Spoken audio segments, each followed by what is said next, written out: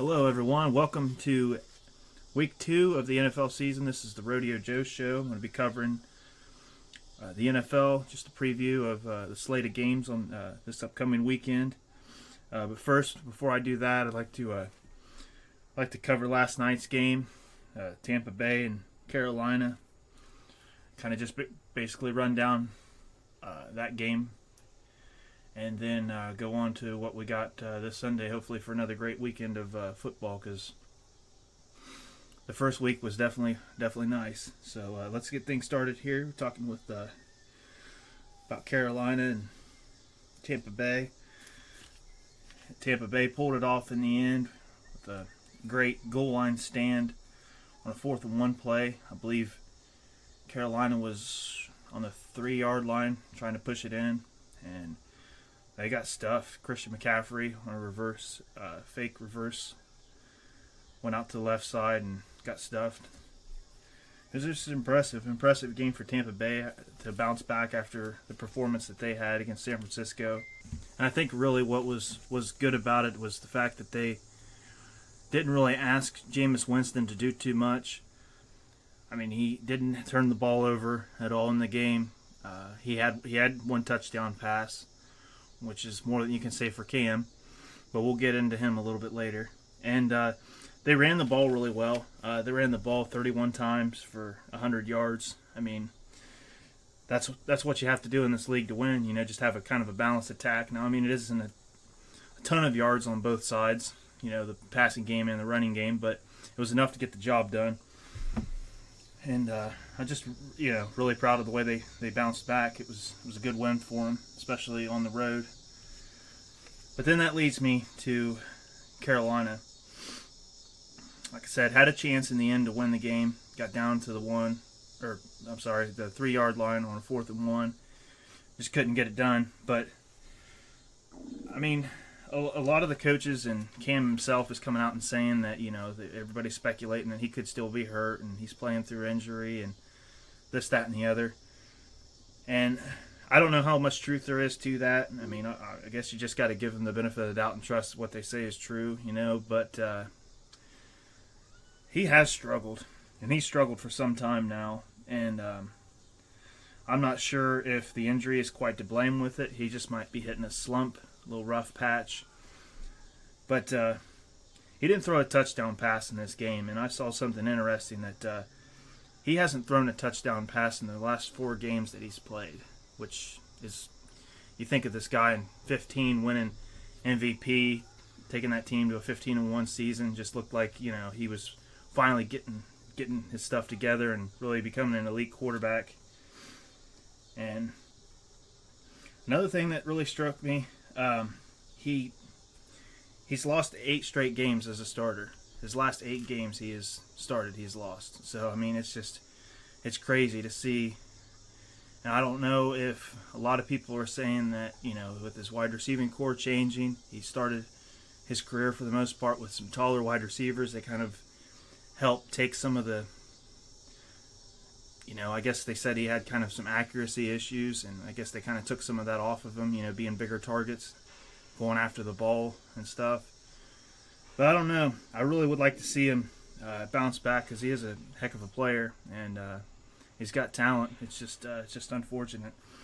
It's unfortunate to consider as well that he, in this game, and I know that Carolina is kind of had a more of a running balance, or a run-heavy philosophy in their offense, but they threw it 51 times last night. And, Tampa Bay isn't a dominant defense.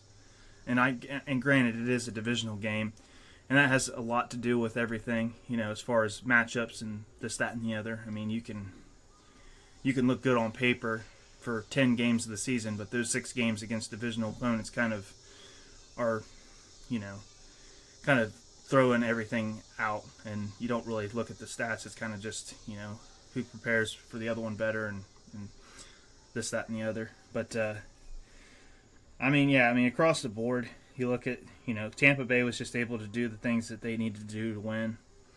I mean, they were 1 for 2 in the red zone. Carolina was 0 for 3. And I mentioned the fact that they ran for 100 yards. I mean, Carolina ran for 39. They didn't even, they couldn't even crack 50 yards rushing on 19 carries. And it's something that Carolina, nothing's going to be easy for them. They're going to have it rough this season, especially if they can't, get their act together and try to figure out what's going on with Cam and that offense. Hopefully they can bounce back because, like I said, he's a talented player and he's still, somewhat. He's getting towards the middle part of his career. I believe he's 30 years old now, so he's still got a few years left in him, but we'll just see. But now I'd like to open up with previewing this upcoming slate of games that we got for Week 2. Start off first with the Chargers and Lions. Chargers are a 2.5-point underdog, a 2.5-point favorite in this game. And, it's kind of funny that you look at these two teams, and both of these teams, Detroit and LA, they kind of came in against their teams that, for lack of a better word, they were, looked like on paper they were superior to, but they both pulled ahead early, and both games went into overtime. But fortunately for the Chargers, they actually won their game. They didn't tie like Detroit did. So it's kind of, if you look at the game, it's kind of one of those games that just, you could call it right down the middle. It's kind of odd that you see that happen in the NFL, where you get a Week 2 matchup where basically the two teams playing each other are coming off the same kind of game, more or less, allowing a team to come back after a double deficit lead and going into overtime. It's kind of wild, but I'm taking the Chargers in that game. I just like the 1-2 punch that they have with Jackson and Eckler, and they're actually, if you believe it or not, historically the last I think for the better part of 2 seasons are a very, very good team on the road. They travel really well. I believe they've won their last 6 games on the road, so they're a good team on the road. But yeah, that's who I'm taking. Next game we got is a divisional game, Vikings and Packers. Packers are favored by 2.5 in that game.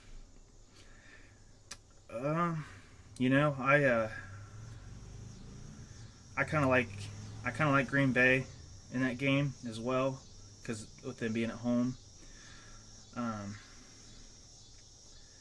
It's kind of a clash of the Titans in this game. You got the Vikings, who with Dalvin Cook just ran the heck out of the ball last week, and then on the flip side you have Green Bay, who played the run really well last week. So I kind of just look at that like, who's going to win in that. I really am impressed with what Green Bay did defensively last Thursday night.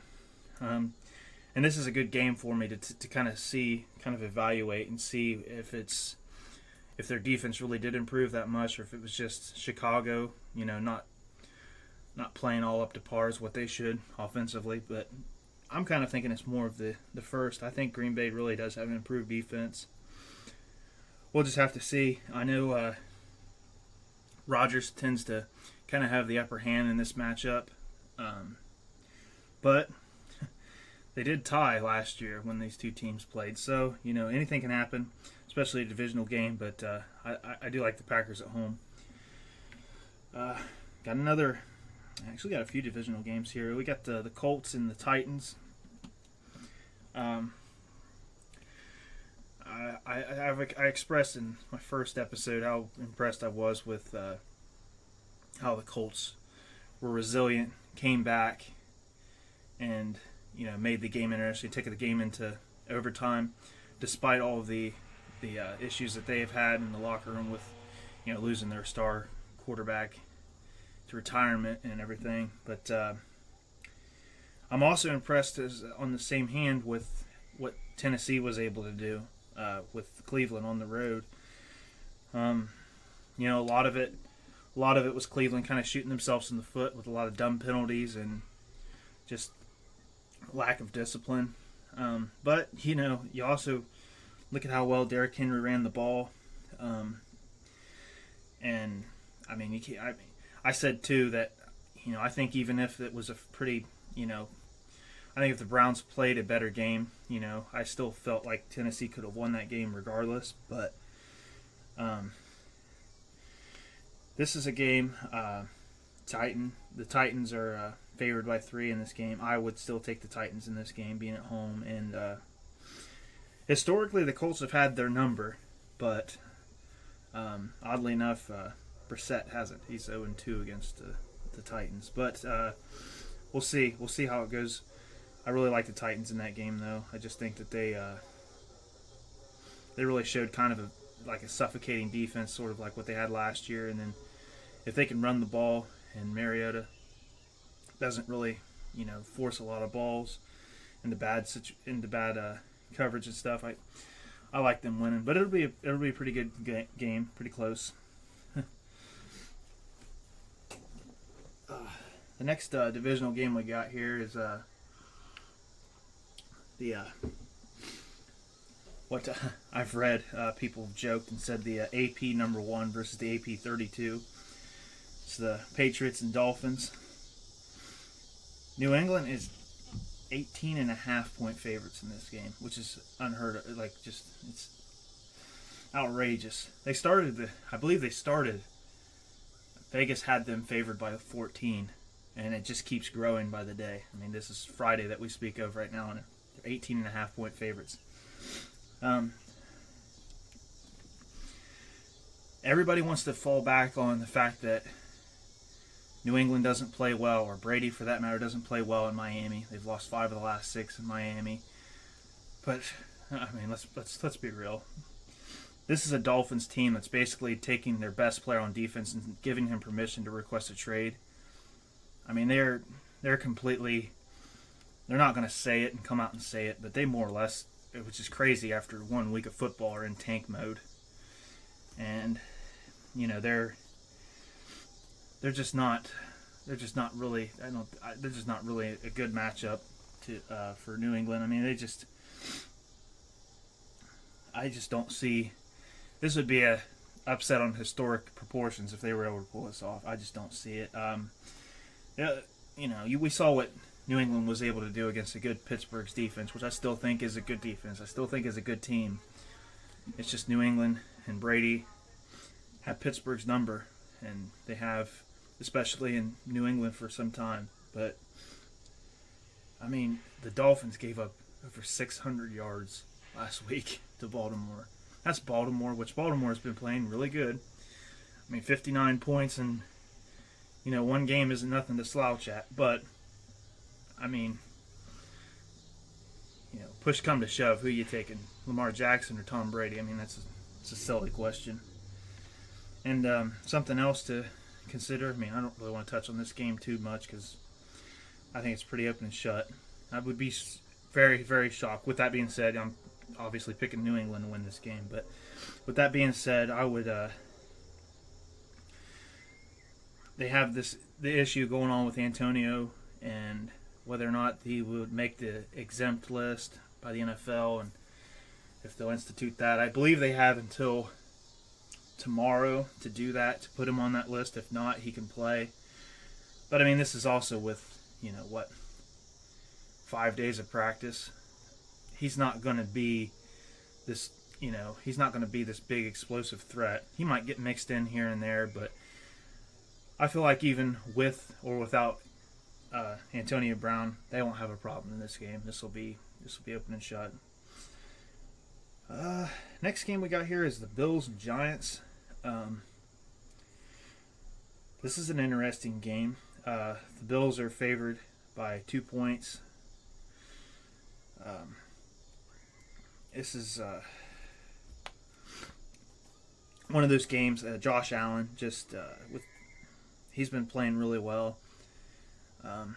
He kind of really showed a lot of poise coming back after the team had 4 turnovers down.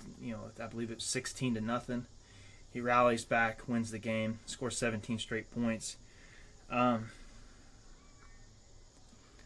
think he'll have it a little bit tougher against the Giants, but that's if the Giants play better than what they did against Dallas. And I know that sounds really, really stupid, but what I mean by that is they didn't really use Barkley enough. I don't feel. I believe he only got like 15. Yeah, he got like 11 carries and 4 catches last week. That's not enough. This is your bell cow guy. You have to feed this guy and give him. He's got to have at least 20 to 25. I mean, there's no excuse for that. Now, granted, Dallas was up early and they kind of had to play catch up, but I still like. I think I like the Giants in this game. Although I just seen that Sterling Shepard's going to be out, so that's going to be kind of big for them. But I think that Josh Allen is playing really, really well. But I think that with the Giants being at home, if they give the ball to Saquon and give it to him early and give it to him often, I think they'll be all right. This will be a pretty good game. I think it's one of those cut and dry, right down the middle, kind of 50-50 games. A lot of people are kind of picking either way, but I'll probably go with the Giants in this one. And then staying in the NFC East, we have the Cowboys and Redskins. A good division matchup. Dallas is favored by 6. It makes for an interesting game. I mean, outside the fact that it's a divisional game. But Washington got up early on the Eagles last week, and you really thought that they were going to kind of pull ahead in that game, and they didn't. Hats off to the Eagles for coming back and winning that game in the end. But if you look at the quarterback matchup, you got 405 yards and 4 touchdowns for Dak, 380 and 3 for Kirk Cousins. Don't know if they'll be lighting it up that good against each other, because I think they're going to really.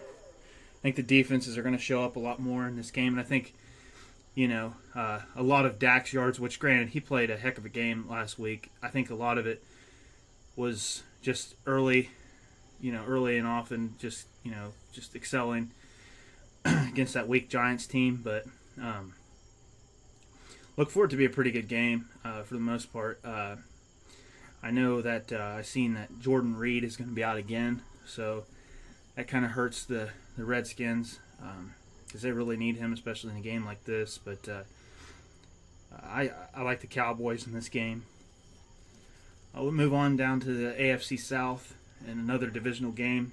You got the Jaguars and the Texans. Texans are 8.5-point favorites, which I could see that. I really like that Gardner Minshew guy that came in for the Jaguars. Really didn't hear much about him. I believe he's a 6th-round pick. So I mean that kind of explains why. Never really heard much about him. But hats off to him. He came in to the game. I think he completed his first 13 passes. He ended up finishing with 22 of 25, which, I mean, that's incredible in the NFL. 2 touchdowns and a pick. So more or less he just played about as good as you could ask somebody to play outside of winning. But, I mean, they played a monster in Kansas City, so I mean that's asking a lot for him to, his first career game to come in and do all that. However, with that being said, I like the Texans at home.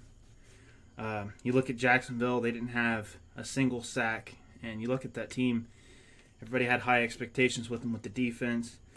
And they had no sacks. I mean, now granted they're going to go up against a little bit weaker of an offensive line with Houston, but Deshaun Watson showed last week that he's almost there to be in that conversation with elite quarterbacks. He's definitely the up and coming, the next stage. Once they pass the torch, once you get your Aaron Rodgers, your Tom Brady, Ben Roethlisberger, guys like that are going to hand torch over. These are the new up and coming guys, and he's going to be right up there. And surprisingly, J.J. Watt didn't have any tackles last week or a QB hit, which that says a lot. And so I expect him to come out and be hungry and play really well. But like I said, I just can't go against the Texans in this game. They were, one Drew Brees miraculous drive away from winning that game and playing in a very tough Saints building to be able to almost come up with that victory. I mean, it speaks to the talent that this team has. I mean, arguably the best team in that division. We're going into the AFC West now with the Chiefs and Raiders. Chiefs are 7-point favorites in this game. This is going to be the last game. Well, so they say. It'll be the last game in the Coliseum. So no more will we see an NFL team step on a baseball field and play in that dirt and all that crap. It's going to be actual football teams playing in football stadiums from here on out. But I definitely like Kansas City in this game. Outside of the fact that Mahomes didn't miss a beat last week, and I don't see him really falling off. However, the Raiders did play pretty good defensively last week, and I was really impressed with what they were able to do. I still like Kansas City in this game. The Raiders historically have been known to turn the ball over a lot, especially Derek Carr. And I seen here that the Chiefs have the most defensive touchdowns since 2013 under Andy Reid. So that's just a recipe for disaster. I said I really like the Chiefs in that game. Not really too much to say about it, just because you got. Oakland would really, really impress me if they were able to do something. I think the Broncos game, they really overperformed from what a lot of people thought they would do. So let's see what that defense that they had, and let's see what this team's all about when they actually get to play a good team like Kansas City and see how they fare in that. Somewhat sticking in the AFC West, we got the Bears playing the Broncos. So just talked about the Broncos, but this is another one of those 50-50 games. The Bears are 2-point favorites in this game. It's definitely going to be a good defensive versus defensive game. Two strong defenses in the league playing each other. Don't expect this to be a shootout. However, I am looking at the things. I kind of put a slight edge to the Bears because I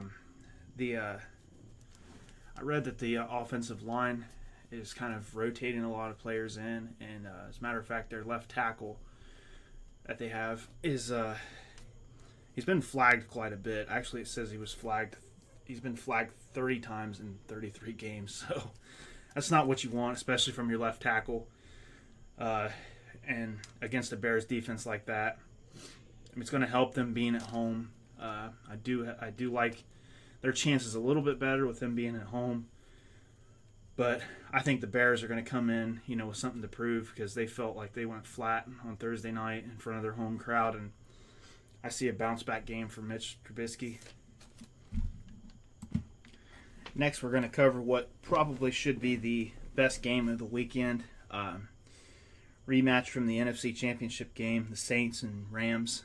Rams being the home team, and 2-point favorites in this game.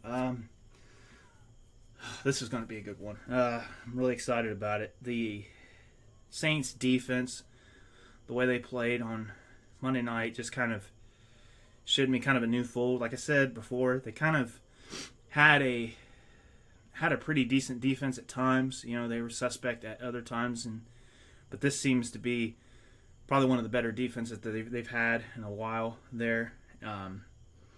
Obviously, you've got motivation from them. They want to prove that they're still got a chip on their shoulder over that no call, which led to a new rule now in the NFL. So you can thank that game and them for that rule. It's a really hard game to pick. I like the Rams, how well they play. I think Goff is improving a lot, and historically, well, here recently, I guess for the better part, Drew Brees has not been the same quarterback on the road as he is at home. But there's something about that defense that I really like, and the fact that if you looked at the last time they played last year and it was a shootout. I kind of see more of the same, but I don't know. It's going to be interesting to see. I'd like to think it would be a lot less, a lot more low scoring than what it was the last game, or the regular season game that they had last year. Sorry, I think it was like 45-35 or something, if I'm correct. Obviously, the championship game was a lot more lower score, and I kind of expect that in this one. But I wouldn't be surprised for the shootout. But with that being said, the Rams being at home, and Drew Brees, like I said, not really being the sharpest on the road as he is at home, I still want to go with the Saints in that game. I really, really like what they're doing, and we'll just see. We'll see how it all plays out. The next game will be the Sunday night game. I'm sure it was advertised a lot better when the NFL was going through with the scheduling and stuff. But unfortunately, I believe it's not until the first 4 weeks of Sunday Night Football that they can flex different games in. And I don't think this game is going to be as good as what they're going to try to advertise it as. It's the Eagles and Falcons. The Eagles are 2-point favorites in this game. I just see Dan Quinn. He's on the hot seat. He just, from that year that they just blew that big lead to New England in the Super Bowl, they really haven't been the same team since then. They've always kind of just, they're talented. They seem talented. They look good on paper, but they always just seem to just blow games and lose games that they shouldn't. I'm not completely huge on the Eagles either. The way they struggled early on against the Redskins and stuff, they did pull back and come back. But I've made my points pretty clear about how I feel about Carson Wentz. But the same hand, if you look at this game,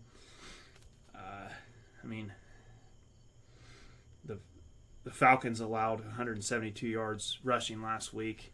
Granted, Dalvin Cook just really lit them up, but they're just not as talented as they were once on defense.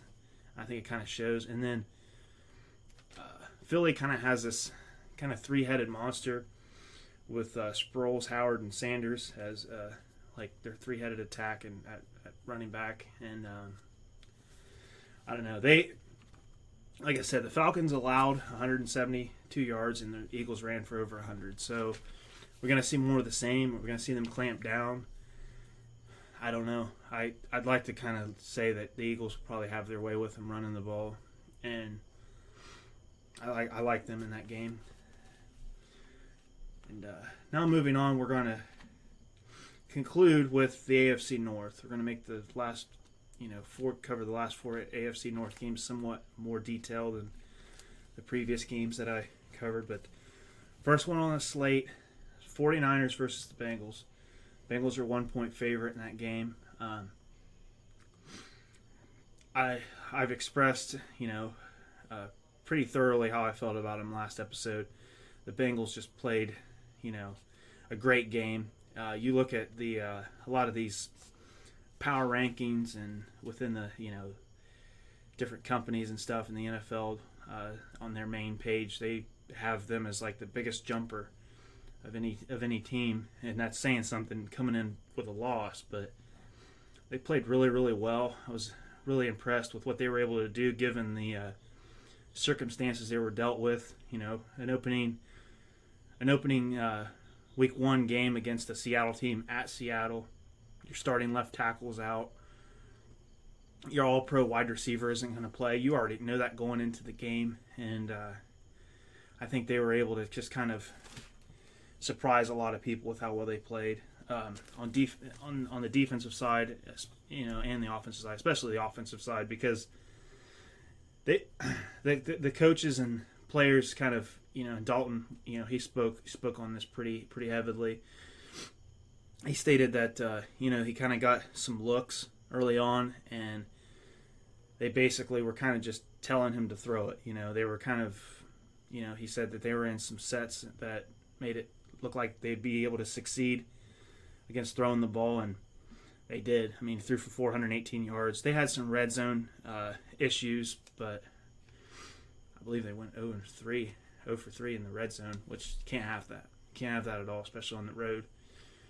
But they're playing a very, very talented 49ers team, and I was really impressed with what they were able to do. They allowed a lot of yards, but they only allowed 10 points defensively, because one of the touchdowns was a pick six by Garoppolo. So Cincinnati's kind of come in here again. Fortunately, they're at home, but they're going to come in again, and they're playing a very, very good defensive front again with San Francisco. And I think a lot of the struggles that Garoppolo had was just kind of shaking off that rust, because the man didn't play for a year, and he's coming in, and that's bound to happen, having that rust, shaking it off. I think he'll play better in this game. They definitely got a nose for the ball. Forced 4 turnovers last week, 2 of them being pick sixes, which is scary. Dalton had a few fumbles in that game, and then he had the one that I've spoke on about the how it was a fumble, but it clearly looked like an incomplete pass, and but it's week 2, it's not week 1 anymore, in this sense I'm dwelling on it, but it's definitely going to be a challenging game for them. I look for kind of a similar kind of outcome of, well, not necessarily outcome, but as far as points go, I think it's going to be a game in like the low 20s, maybe high teens, like a 24-17 kind of deal. I don't look for a whole lot. I'd like to see, but I don't really see them going off for another 400-yard passing game and doing that. Joe Mixon tweaked his ankle in the first game, and it's reported that he was at practice today, so look for him to play in that game. It might be on a limited role, so I guess for those fantasy football guys, kind of play with caution. He did go through the walkthroughs today, so he is going to start. He will play. Now, we had a pretty good workload for Giovanni Bernard last week, and he did pretty well. So Cincinnati's going to look at it like that. They're under Zach Taylor. They're kind of looking like they're a team that's monitoring snaps. And that's kind of a league-wide thing. So I think they're going to kind of look at it like they're going to give Mixon a certain amount of snaps and give Gio a certain amount of snaps, and depending on how his ankle's feeling, they'll give him more or whatever. But they might have a set number, something probably small. I would say somewhere, maybe 15 or 10, something really small, and maybe in the first half, and then kind of see how he goes, and then. But with that being said, it's going to be a really, really, really close game. Really looking forward to watching it. But I'm going to give the Bengals a slight edge in this one. I'm going to say 24-17. I really like I said, I want to low 20s, upper teens kind of scoring, Going to be a whole lot. It's going to be a very defensive game, I think. I'm just excited to see how it plays out. And then the next game we have is which should be a pretty good game. I know we all thought this last week when we mentioned the Steelers, but it's the Seahawks and the Steelers. Steelers are home. They are surprisingly 3.5-point favorites in this game. just credit that to being at home, and everybody probably expects them to bounce back from what they did last week. I like the Steelers in that game as well. I think it's going to be a close game. It's going to be a very defensive kind of game. My takeaways from last week, I said them pretty extensively, but I'll go back into it again. James Conner has got to get the ball more. He had 10 carries in that game. That's not enough. I spoke on the behalf that they need to get a secondary option for Juju, because I don't think he's in a bad spot, and I don't think he'll struggle as the number one guy, but he will as long as they don't have a secondary option for him. Maybe Connor in that running game can kind of be that, but that's only going to last so long. They need somebody to complement him on as far as the wide receivers go. So if they can do that, and I know I've been hearing a lot of buzz about that James Washington guy and how they're really high on him and thinking that he's going to do a lot of good things, but they need to show it, and that's kind of how I feel. This is a true good test for them. They really wet the bed with New England last week, and that's giving them another quality opponent. It kind of shows what this team's going to be made of, because this AFC North is going to be tough this year.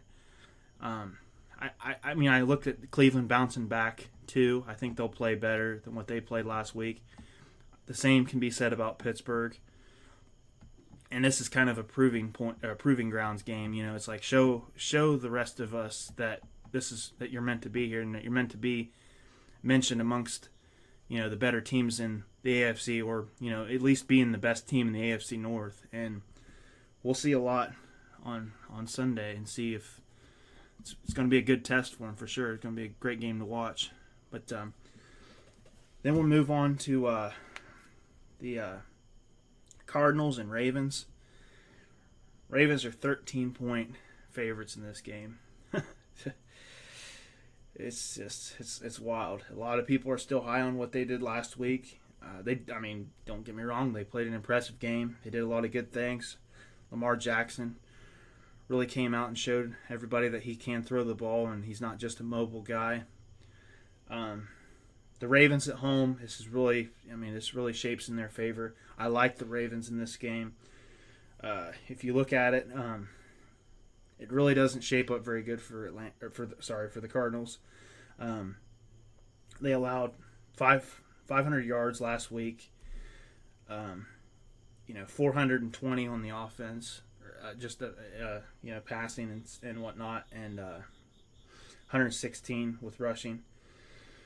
And Baltimore had over 644 yards of offense and rushed for 265. So it's like, they really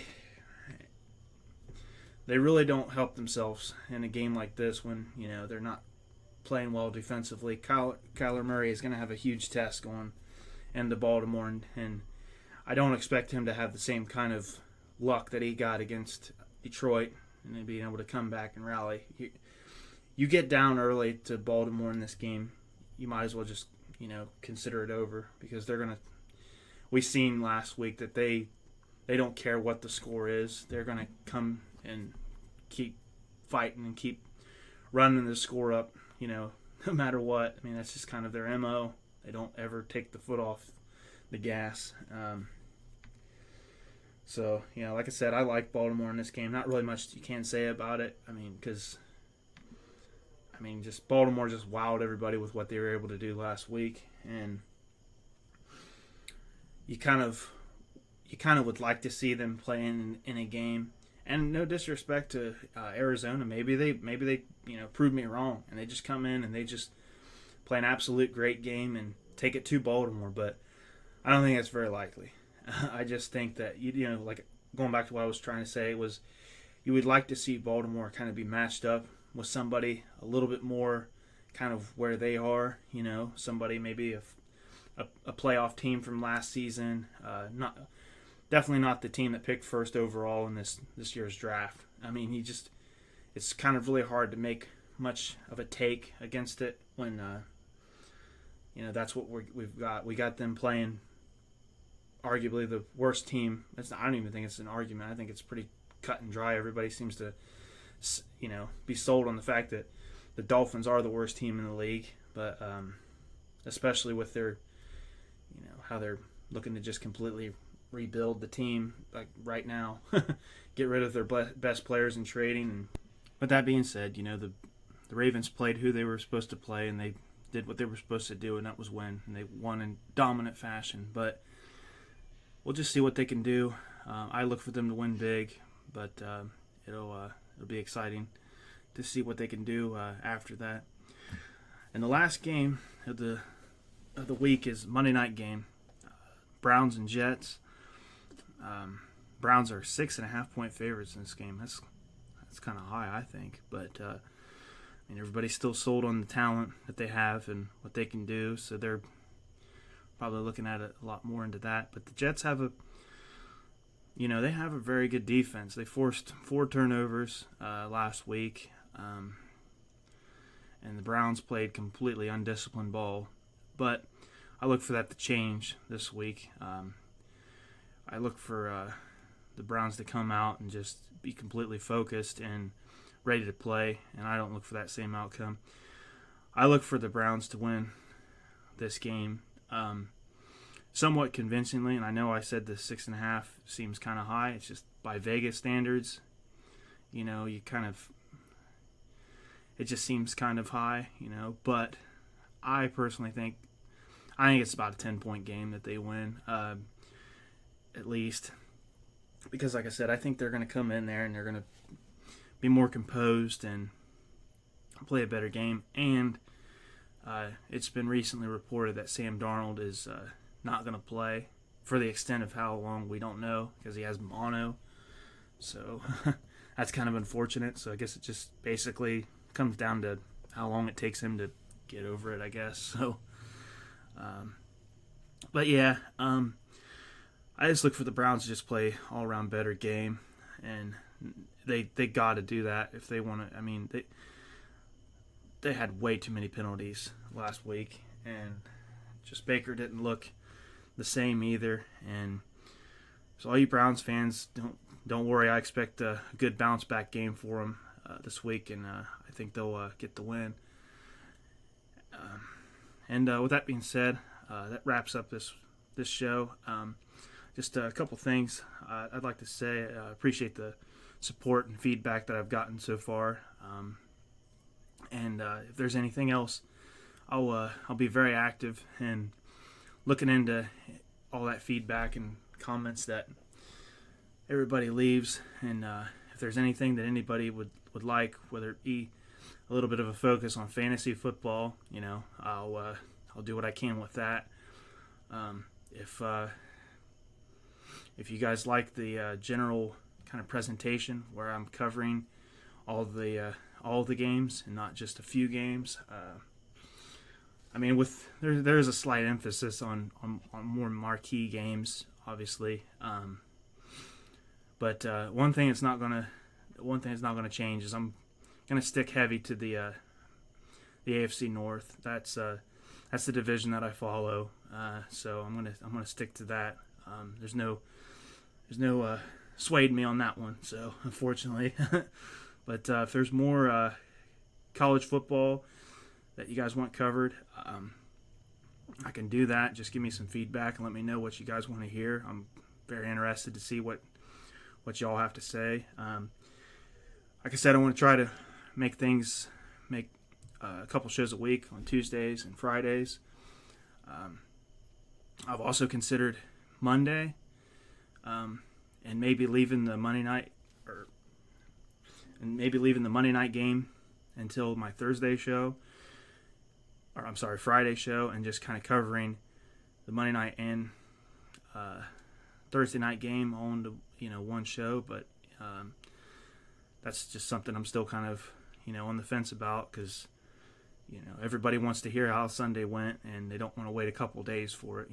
It was kind of different last week, given the fact that we had 2 Monday night games, so it kind of opened things up, and then you had the Sunday night game, so but so if that's something that you guys are interested, just please let me know, give me some feedback, and I appreciate all the support, and I look to try to deliver you guys as much content as I can and on time, and appreciate all your support. Thanks.